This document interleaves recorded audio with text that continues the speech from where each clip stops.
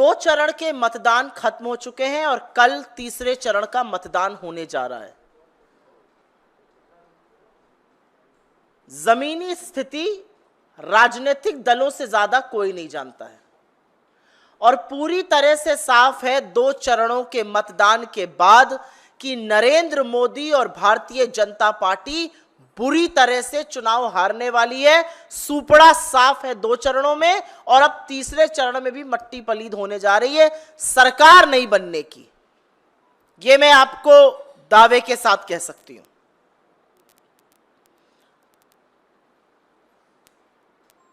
तो असलियत यह है कि जब 2024 में नरेंद्र मोदी की सरकार नहीं बनेगी और लोग उनका सारा षड्यंत्र और सारी साजिश समझ चुके हैं, पूरा षड्यंत्र रचा गया आरक्षण को खत्म करने का, साजिश थी संविधान को समाप्त करने की। 400 पार का नारा ऐसे ही बहकाने के लिए नहीं दिया था। 400 पार के नारे की असलियत अनंत हेगड़े से लेके ज्योति मिर्धा, गिरिराज सिंह, विवेक देबरॉय, लल्लू सिंह सब ने बयां कर दी। जो लल्लू सिंह अयोध्या के सांसद कहते थे थोड़े दिन पहले तक कि संविधान बदला जाना है, उसको अपने बगल में खड़ा करके मोदी जी कल प्रचार कर रहे थे। तो संविधान बदलने की जो साजिश थी वो हिंदुस्तान को समझ में आ गई। जो आरक्षण खत्म करने के नापाक मंसूबे थे वो देश को समझ में आ गया और देश ने इनको हराने की ठान ली। तो 2 चरण के मतदान के बाद सुपड़ा साफ है, तीसरे चरण में भी मिट्टी पलीद होने वाली है। पहली बात यह कहनी थी। और अब जब यह सच लगातार सामने आ रहा है तो नरेंद्र मोदी और अमित शाह का निरंकुश प्रशासन, उनकी निरंकुश पुलिस हर वो बर्बरता कर रहे हैं जिसकी लोकतंत्र में, जिसकी सभ्य समाज में, जिसकी सार्वजनिक और राजनीतिक जीवन में कोई जगह नहीं है। पिछले 5 दिनों में कांग्रेस की सोशल मीडिया और डिजिटल टीम्स के साथ काम करने वाले प्रोफेशनल्स को गिरफ्तार करना, उनको प्रताड़ित करना, उन पर दबाव बनाना, उनके डिवाइसेस जब्त कर लेना, यह और कुछ नहीं, यह आपकी कायरता और आपकी बौखलाहट दिखाता है। आप किसको डरा रहे हैं?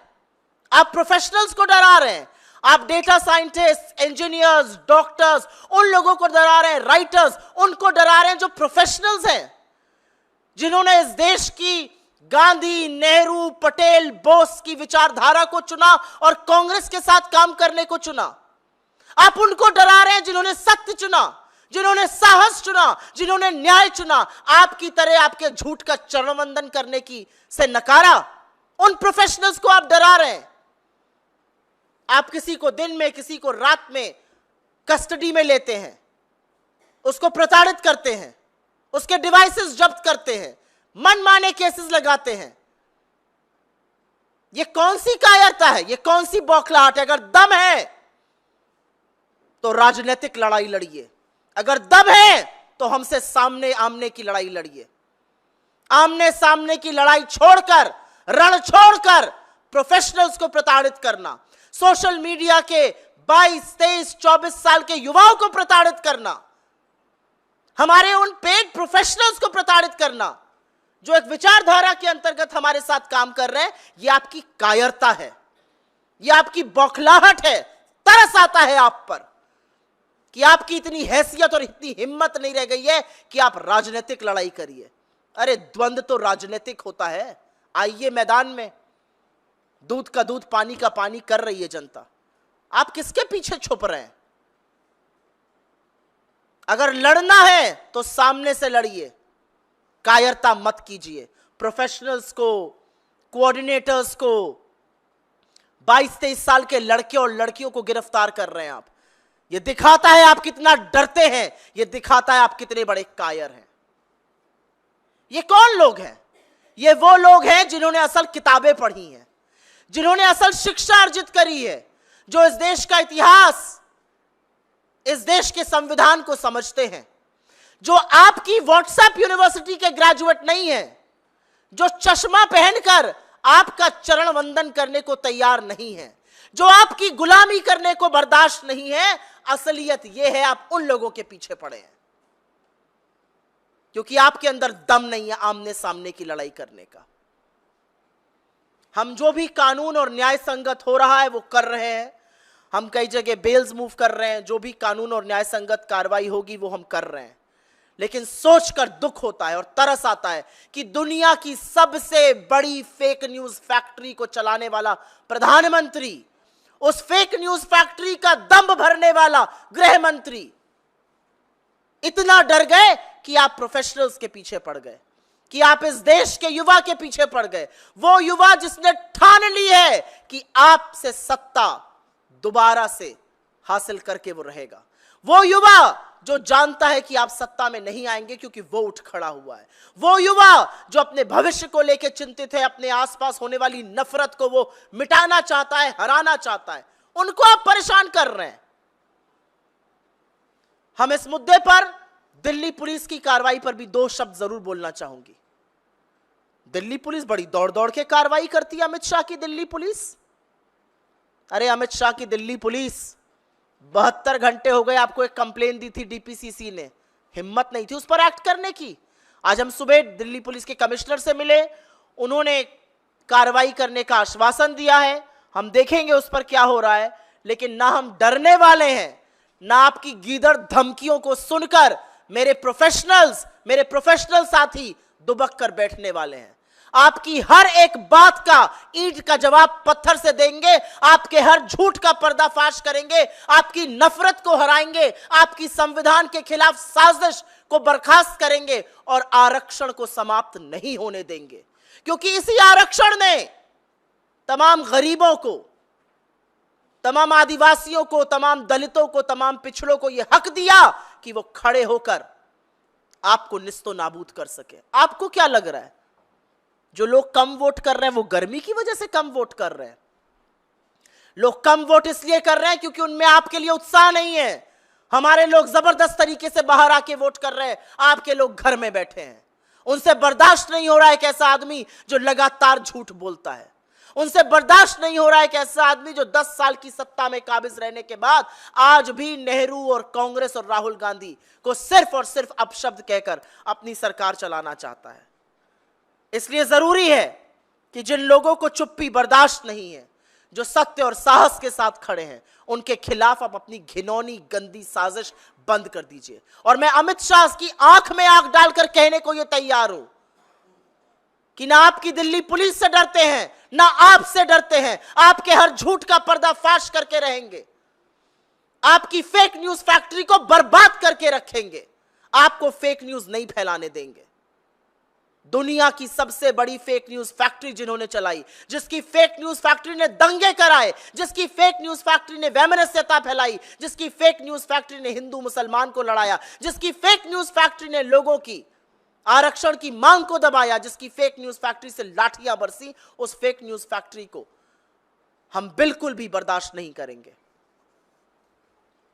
मेरा अपना मानना है कि इस देश में 4 जून को एक नई सरकार बनेगी, एक नया प्रधानमंत्री बनेगा, और यह दावे के साथ कह सकती हूं वो नरेंद्र मोदी नहीं होंगे। और जब वो नया प्रधानमंत्री बनेगा तो वो 10 साल का फलसफा भी देखेगा, 10 साल की समीक्षा होगी, और नया प्रधानमंत्री इस देश में न्याय की, इस देश में सत्य की, इस देश में साहस की दोबारा से वो नींव रखेगा जिसकी बुलंदी पर हमारा देश खड़ा है। आपने 10 साल में जितना नुकसान इस देश का हो सकता था वो किया। आप आज भी झूठ और फरेब की फैक्ट्री हैं, लेकिन 10 साल बाद अब जब जनता आपके सामने आकर खड़ी है तो आप उसी जनता के लोगों को, गरीब लड़के और लड़कियों को, जो विचारधारा की एक लड़ाई लड़ रहे हैं, जो प्रोफेशनल्स हैं, जो गांधी, नेहरू, पटेल, बोस, मौलाना आजाद के देश को देखना चाहते हैं, उनको प्रताड़ित कर रहे हैं। ये युवा आपको जवाब देगा, और जवाब इतना करारा देगा कि आप कहीं छुप नहीं पाइएगा। आपके सवालों का स्वागत है, और जैसा कि मैंने कहा, मेरे जिन साथियों के खिलाफ अमित शाह की दिल्ली पुलिस ने या इस सरकार के निरंकुश प्रशासन ने बर्बरता की है, हम हर न्याय संगत कार्रवाई कर रहे हैं, हम कानूनी कार्रवाई कर रहे हैं जो करनी चाहिए। हम कोर्ट्स में बिल्कुल लड़ रहे हैं इस मामले को, लेकिन यहां कहना जरूरी है कि आपकी गीदड़ हरकतों से, आपके नापाक मंसूबों से ना तो मैं, ना मेरी टीम और विशेष तौर से ना कांग्रेस पार्टी डरती है, क्योंकि हम उस पार्टी का प्रतिनिधित्व करते हैं जिसने इस देश की आजादी में अपना लहू बहाया है। मेरे नेता आपकी आंख में आंख डालकर जब सवाल पूछते हैं तो आप गीदड़ों की तरह उनके खिलाफ साजिश करते हैं, उनकी सदस्यता छीनते हैं। तो घबराइए मत, हम आपको कहीं भागने नहीं देंगे। सवालों का जवाब आप ही से दिलाएंगे और हर सत्य का सामना आपको करना पड़ेगा। Any questions on this?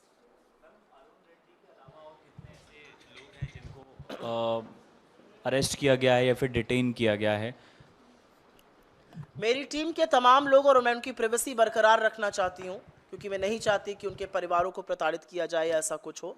मेरी टीम के तमाम ऐसे लोग राज्य स्तर पर भी और नेशनल स्तर पर भी ज़बरदस्ती प्रताड़ित किए जा रहे हैं, ज़बरदस्ती डिटेन किए जा रहे हैं, ज़बरदस्ती क्वेश्चनिंग के लिए बुलाए जा रहे हैं, उनकी डिवाइसेस के साथ छेड़खानी की जा रही है। लेकिन अगर आपको ऐसा लगता है कि यह हमें ज़रा सा भी विचलित करता है, बिल्कुल नहीं करता। और अगर आपके मुंह पर मैं सत्य बोलूं, मुझे फक्र होता है एक ऐसी टीम का जो मुस्तैदी से खड़े होकर आपके साथ लड़ रही है, और मुझे खुशी है इस बात की कि हमारा सोशल मीडिया, हमारे डिजिटल प्लेटफॉर्म्स आज उस मुकाम पर हैं कि आपकी रातों की नींद उड़ा दी है। ये असलियत है, आपकी रातों की नींद उड़ गई है, इसलिए आप ऐसी नापाक हरकतें कर रहे हैं। Any other questions on this matter? Why are you sitting there? कोई और सवाल? जी, आप वहां क्यों बैठे? When did you come? Supriya जी, तो कि आपने दावा किया कि 2 फेज में ये सरकार हार चुकी है, तीसरे फेज का चुनाव होने वाला है। चूंकि 2 फेज में चुनाव आयोग ने जो डाटा देने में देरी की, उसको आप लोगों ने हेरा फेरी का आरोप लगाया था। तीसरे फेज का चुनाव है, अब क्या उम्मीद है चुनाव आयोग से?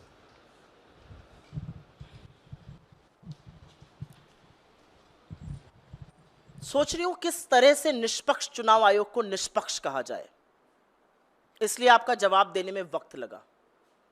निष्पक्षता का भ्रम तो रहने दो।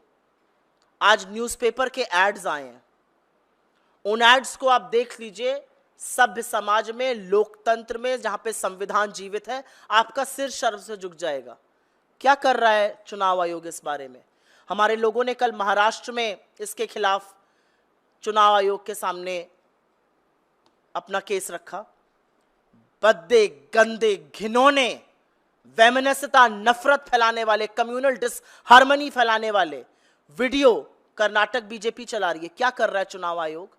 राहुल गांधी जी के वीडियोस की काट छाट करके उसमें से एससी, एसटी, ओबीसी, सामान्य गरीब वर्ग को काट कर सिर्फ माइनॉरिटीज को छोड़कर वो वीडियो चलाए जा रहे हैं। क्या कर रहा है चुनाव आयोग? चुनाव आयोग 1 महीने तक कुछ नहीं कर पाया जब दिल्ली शहर में बड़ी बड़ी होर्डिंग्स लगी थी जिसको चुनाव आयोग ने स्वीकृति नहीं दी थी। तो मैं तो चाहती हूं कि इस देश के लोकतंत्र के लिए एक निष्पक्ष चुनाव आयोग का निष्पक्ष रहना जरूरी है। निष्पक्षता कायम रहे और निष्पक्षता का थोड़ा सा भ्रम रहे तो अच्छा रहेगा।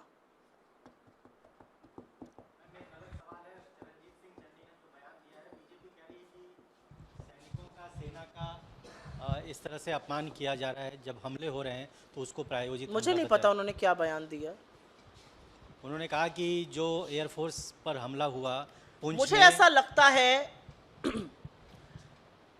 कि एयरफोर्स के जिस जांबाज की शहादत हुई उसके प्रति हमारी श्रद्धांजलि है। जो लोग घायल हुए उनके प्रति, उनके परिवारों के प्रति हमारी संवेदनाएं हैं, वो हमारी प्रार्थना का हिस्सा है। मुझे लगता है आतंकवाद पर पूरा देश एकजुट होकर खड़ा है। आतंकवाद के खिलाफ हिंदुस्तान एक है। आतंकवाद और हिंसा कायर करते हैं।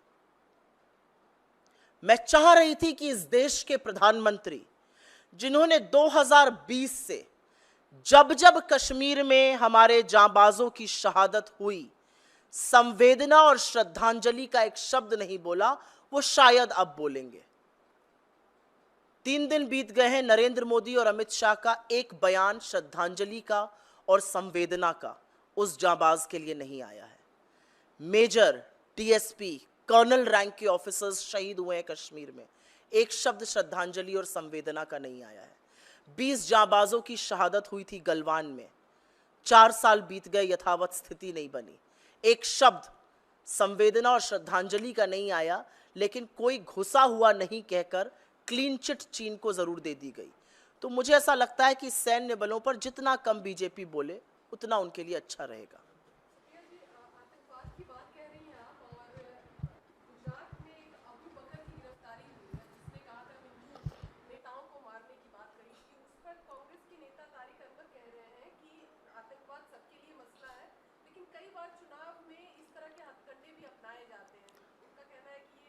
मैं कांग्रेस की अधिकृत प्रवक्ता हूं और मैंने आतंकवाद पर जो कहा, मैं आशा करती हूं आपके कैमरे ने रिकॉर्ड किया और आपका चैनल उसको लूप में चलाएगा।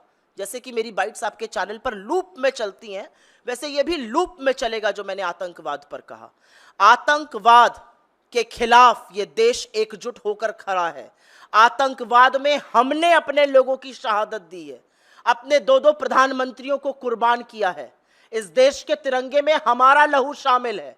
तो हमसे आतंकवाद पर न विवाद करिए न सवाल कीजिए और मेरी बाइट लूप में चलाइए। जी,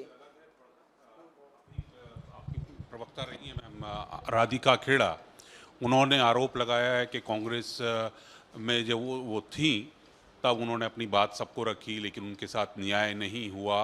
वो राम मंदिर गई तो उसके बाद से उनको साइडलाइन कर दिया गया, डिबेट्स में भी जाने नहीं दिया गया। सर्वप्रथम राम मंदिर जाने वालों में से मैं थी। मैं अविनाश पांडे जी के साथ, अजय राय जी के साथ, अखिलेश प्रताप सिंह जी के साथ, दीपेंद्र हुडा जी के साथ, आराधना मिश्रा मोना जी के साथ राम मंदिर दर्शन करने गई थी। मैं तो CWC सदस्य हूं, मुझे तो किसी ने कुछ नहीं कहा। मुझे तो किसी ने कुछ नहीं कहा। दीपेंद्र हुडा को टिकट दिया गया, अखिलेश प्रताप सिंह को टिकट दिया गया, अविनाश पांडे प्रभारी महासचिव उत्तर प्रदेश के हैं, अजय राय जी अध्यक्ष हैं, वो भी वाराणसी से मोदी जी की नींद उड़ाए हुए हैं। तो भाई ये जो स्क्रिप्ट है ना, ये थोड़ी बोरिंग हो गई है और सबके लिए एक ही तरह की लिखी जाएगी, तब तो पता चल जाएगा स्क्रिप्ट कौन लिख रहा है। अरे स्क्रिप्ट में तो प्रधानमंत्री जी भी बोरिंग पुरानी स्क्रिप्ट पढ़ रहे हैं, हमारे वालों को भी वही बोरिंग पुरानी स्क्रिप्ट पढ़ाई जा रही है। तो मेरा अपना मानना है कि आपके कुछ वैचारिक मतभेद हो सकते हैं, आपके कोई रीजन हो सकते हैं जाने के, रुकने के, वो तमाम चीजें हैं, उस पर चर्चा हो सकती है।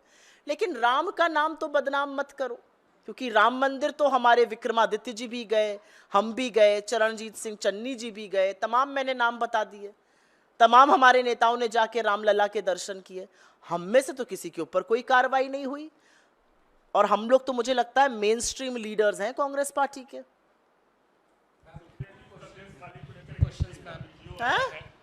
संदेश खाली मामले में एक स्टिंग वीडियो है जिसमें भाजपा के एक नेता कहते हुए ये अब कह रहे हैं कि पूरे इस एपिसोड में शुभेंदु अधिकारी कहां तक कोई बलात्कार नहीं हुआ था, पैसा देकर महिलाओं से ऐसा बयान दिया। इस पूरे प्रकरण की जांच होना जरूरी है, इस पूरे प्रकरण की जांच होना जरूरी है, क्योंकि बीजेपी एक फेक न्यूज की फैक्ट्री है।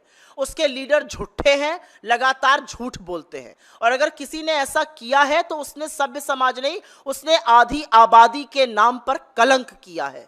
तो उसका सच सामने आना चाहिए, तफ्तीश और प्रोब जरूर होनी चाहिए, इन्वेस्टिगेशन होना जरूरी है।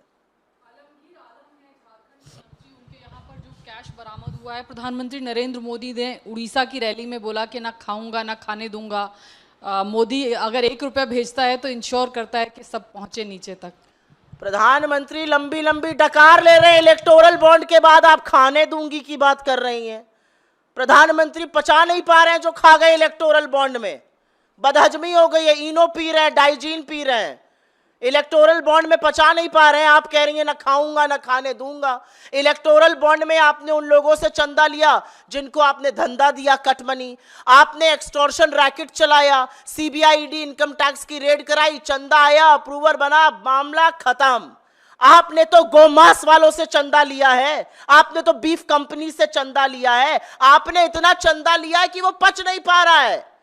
आप डकार लेकर भी पचा नहीं पा रहे, अपच हो गई है आपको। आप क्या बात करते हैं मैं खाऊंगा ना खाने दूंगा। और असलियत यह है कि सुप्रीम कोर्ट ने आपकी कलई नहीं खोली, उन्होंने ऑपोजिशन को पूरा खाका दे दिया है किस तारीख को किसने कितना पैसा इनको दिया और उसके कितने दिन बाद उसको धंधा मिला, किस तारीख को रेड हुई, उसके कितने दिनों बाद पैसा आया, ऐंठा गया चंदा, रेड बंद हो गई, केस बंद हो गया। तो ये देश आपको लगता है इतनी जल्दी भूल जाएगा? अरे अपच हो गई, आप पचा नहीं पाए जो आपके पास इलेक्टोरल बॉन्ड में आया। जी have written to Election Commission saying that what Rahul Gandhi has mentioned about their appointments, that they are associated or affiliated with BJP or RSS. So what you have to say on I that? think the very fact that they have written that they are not associated tells you how entrenched and how associated they really are. साच को तो आज नहीं क्यों लिखने की जरूरत थी? The reality is that the system has been infiltrated by members of the RSS, by the people who hold the RSS ideology, whether it is academia, whether it's the bureaucracy, whether it's the lateral entry. That's what this government has done. People who have no faith in the constitution of this country are today sitting in academia, are today sitting in decision-making bodies. And may I dare say, large sections of the media and the judiciary as well. Thank you. The office of Congress was vandalized last night. What do you have to say on that? Uttar Pradesh में अमेठी और रायबरेली दो star constituencies कही जाती हैं। अमेठी में कल शाम को जब हमारे कैंडिडेट किशोरी लाल शर्मा जी अपने दफ्तर में एक मीटिंग ले रहे थे, तो भाजपाई जो अब सीसीटीवी कैमरे की फुटेज आ गई है, आकर धुत नशे में कार तोड़ने लगते हैं और पुलिस वहां पर मूक दर्शक तमाशबीन बनी रही। स्मृति ईरानी हार से इतना डरती हैं? अरे एक आम कार्यकर्ता आपको हरा देगा, इसमें कौन सी बड़ी बात है? ये तो लोकतंत्र की मजबूती है।